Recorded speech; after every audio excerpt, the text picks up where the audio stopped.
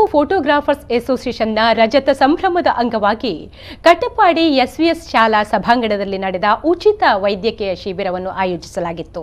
ಕಾರ್ಯಕ್ರಮದಲ್ಲಿ ಉಡುಪಿ ಆದರ್ಶ ಆಸ್ಪತ್ರೆಯ ಆಡಳಿತ ನಿರ್ದೇಶಕ ಡಾಕ್ಟರ್ ಚಂದ್ರಶೇಖರ್ ಮಾತನಾಡಿ, ಇಂದು ಎಲ್ಲವೂ ದೈಹಿಕ ಶ್ರಮವಿಲ್ಲದೆ ಸಿಗುತ್ತಿದೆ. ಹಾಗಾಗಿ ಆರೋಗ್ಯ ಕಾಪಾಡಲು ಹಿತಮಿತ ಆಹಾರ ಸೇವನೆ ಮುಖ್ಯ ಎಂದು ಅವರು ಹೇಳಿದರು. ಈ ತರ ಅಸೋಸಿಯೇಷನ್ ಇಂದ ಆರೋಗ್ಯದ ಬಗ್ಗೆ ಮಾಹಿತಿ ಕೊಡಬೇಕು. ಯಾವ ಕಾಯಿಲೆಗಳನ್ನು ನಾವು ಮಲೇರಿಯಾ ಸಿಂಪಲ್ ಕಾಯಿಲೆ, ಹಾಸ್ಪಿಟಲ್ ಕಾಯಿಲೆಯಿಂದ ಕಳಿಸೋದು ಮಲೇರಿಯಾ ಕಾಯಿಲೆ ಬರೋದಿಲ್ಲ, ಸೊಳ್ಳೆಯಿಂದ ಕಳಿಸ್ಕೊಳ್ಳೋದಿದ್ರೆ ಡೆಂಗು ಕಾಯಿಲೆ ಬರೋದಿಲ್ಲ, ಬರಿಗಾಲದಲ್ಲಿ ತೋಟದಲ್ಲಿ ತಿರುಗಾಡದೆ ಚಪ್ಪಲಿ ಹಾಕೊಂಡು ಅದು ಶೂ ಹಾಕೊಂಡು ತಿರುಗಾಡಿದ್ರೆ ಇಲಿ ಜ್ವರ ಬರೋದಿಲ್ಲ, ಸ್ವಲ್ಪ ಜಾಗ್ರತೆ ಮಾಡಿದ್ರೆ H1N1 ಜ್ವರಗಳು ಬರೋದಿಲ್ಲ.